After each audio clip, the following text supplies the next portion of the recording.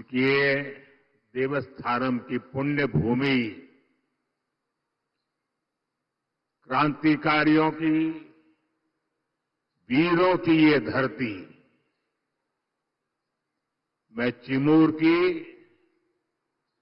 इस महान मिट्टी को नमन करता हूं।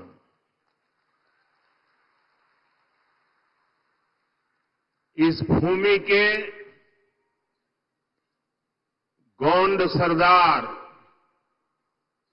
वीर बाबूराव पुल्लेसूर शेळमाके को मैं नमन करता हूं। साथियों, महाराष्ट्र में चुनाव के क्या नतीजे आने वाले हैं, ये आप लोगों ने आज ही दिखा दिया है।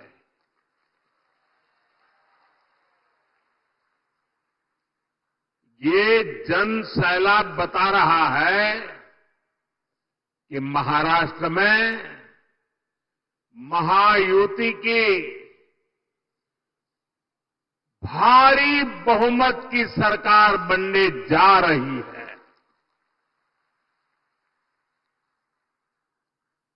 चिमूर की जनता ने और पूरे महाराष्ट्र ने ठान लिया है, भाजपा महायुती आहे तर गती आहे, महाराष्ट्राची प्रगती आहे।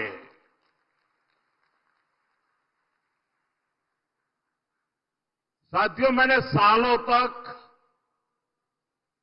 संगठन में कार्यकर्ता के रूप में काम किया है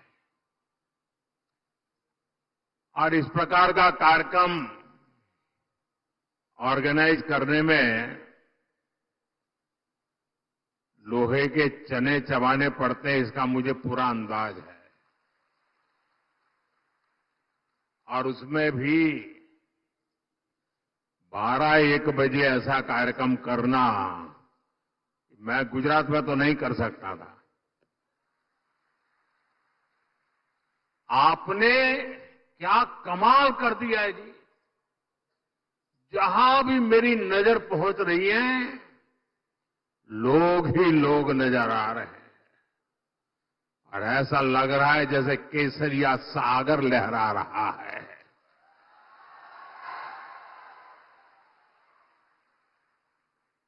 साथियों, मैं आज महाराष्ट्र भाजपा को भी बधाई दूंगा, जिसने बहुत ही शानदार संकल्प पत्र जारी किया है। ये संकल्प पत्र में लाड़की बहनों के लिए, हमारे किसान भाई बहनों के लिए, देश की युवा शक्ति के लिए, महाराष्ट्र के विकास के लिए एक से बढ़कर एक शानदार संकल्प लिए गए हैं। एआई यूनिवर्सिटी की बात हो, वाटर ग्रिड प्रोजेक्ट हो, हर घर से पाइप से पानी हो, देहात में पक्का घर हो, डिजिटल कनेक्टिविटी को बढ़ाना हो, इसमें महाराष्ट्र के भविष्य को उज्जवल बनाने के लिए बहुत सारी योजनाएं और संकल्प की प्रस्तुति है। मैं महाराष्ट्र के आप सभी लोगों को इस संकल्प पत्र के लिए बहुत बहुत बधाई देता हूं। ये संकल्प पत्र अगले 5 साल के लिए महाराष्ट्र के विकास की गारंटी बनेगा। साथियों, महायुति के साथ साथ केंद्र में एनडीए की सरकार यानी महाराष्ट्र में डबल इंजन की सरकार यानी विकास की डबल रफ्तार। महाराष्ट्र के लोगों ने पिछले 2.5 वर्षों में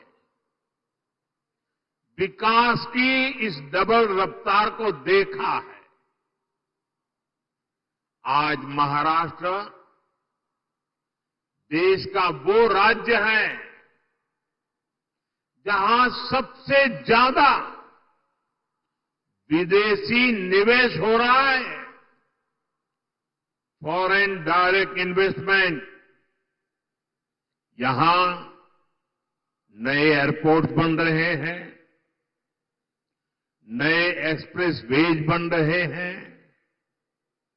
आज महाराष्ट्र में करीब 1 दर्जन वंदे भारत ट्रेनें चल रही है। राज्य के 100 से ज्यादा स्टेशनों का कायाकल्प किया जा रहा है।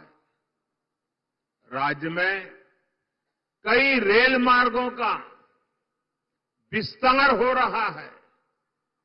साथियों, महायुति की सरकार किस स्पीड से काम करती है और ये अगाड़ी वालों की जमात कैसे कामों को रोकते हैं, चंद्रपुर के लोगों से बेहतर ये बात और कौन जानेगा। यहां के लोग दशकों से रेल कनेक्टिविटी की मांग कर रहे थे, लेकिन कांग्रेस और अगाड़ी वालों ने कभी भी ये काम होने नहीं दिया। हमारी सरकार ने कांपा वरोरा रेलवे लाइन को मंजूरी दी। नागपुर से गढ़चिरौली रेलवे लाइन का काम भी अब बस पूरा होने की तैयारी में है। इससे किसको सुविधा मिलेगी? आपको ये सुविधा मिलेगी, आपका समय बचेगा, आपका पैसा बचेगा। भाइयों बहनों, महाराष्ट्र का तेज विकास ये अगाड़ी वालों के बस की बात नहीं है भाई।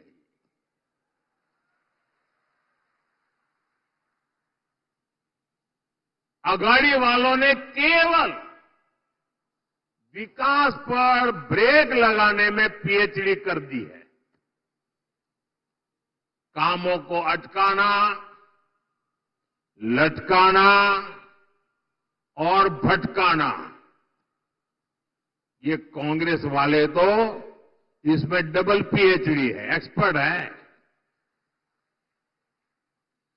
2.5 साल में इन्होंने मेट्रो से लेकर बाढ़वण पोर्ट और समृद्धि महामार्ग तक हर विकास परियोजनाओं को रोकने का काम किया।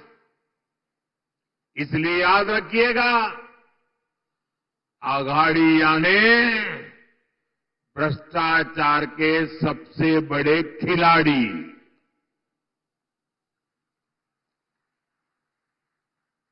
ये अघाड़िया ने खिलाड़ी, आप इन्हें दोबारा लूट का लाइसेंस मिलने देंगे क्या? जरा पूरी ताकत से बताइए, मिलने देंगे क्या? लूट करने देंगे क्या?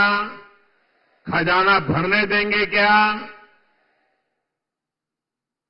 साथियों, मैं आपसे पूछना चाहता हूं, जरा पूरी ताकत से जवाब दीजिए। आप महाराष्ट्र की प्रगति पर ब्रेक लगने देंगे क्या? साथियों, कांग्रेस और उसके साथी दल हिंसा और अलगाववाद पर राजनीतिक रोटियां सेकते हैं। अभी कुछ ही दिन पहले जम्मू कश्मीर की विधानसभा में क्या हुआ, पूरे देश ने देखा है। आपने भी टीवी में देखा होगा, अखबारों में पढ़ा होगा, सोशल मीडिया में आया होगा। ये हमारा जम्मू एंड कश्मीर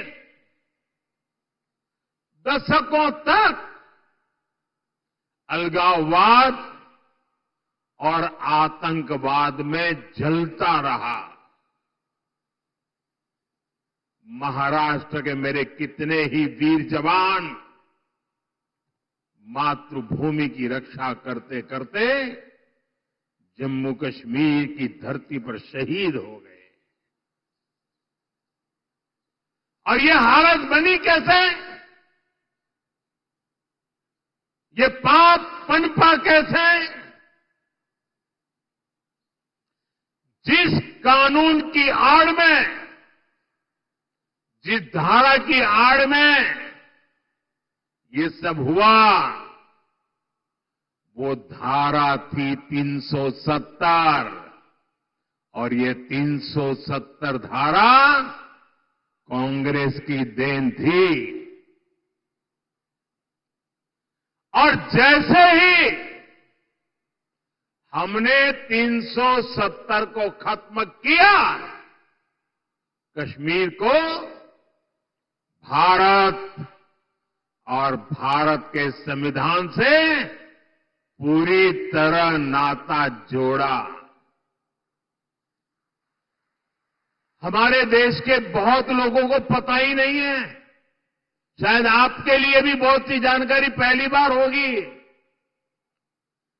बाबा साहब आंबेडकर ने जो संविधान बनाया, जो संविधान पूरे देश ने स्वीकार किया, लागू किया, लेकिन आपको जानकर के दुख होगा कि इस संविधान की माला जपने वाले लोगों ने 7 दशक से भी ज्यादा समय जम्मू कश्मीर में बाबा साहब आंबेडकर के दिए हुए संविधान को लागू नहीं किया था। 7 दशक तक देश आजाद होने के बाद जब तक मोदी नहीं आया, तब तक इस देश में 2 संविधान चलते थे। एक संविधान जो बाबा साहब आंबेडकर ने दिया, जिसका पालन हम सब लोग करते थे, और दूसरा विधान जम्मू कश्मीर था। जम्मू कश्मीर का हाईकोर्ट का जज शपथ लेता था, भारत के संविधान के नाम पर नहीं। जम्मू कश्मीर का मुख्यमंत्री शपथ लेता था, भारत के संविधान के नाम पर नहीं।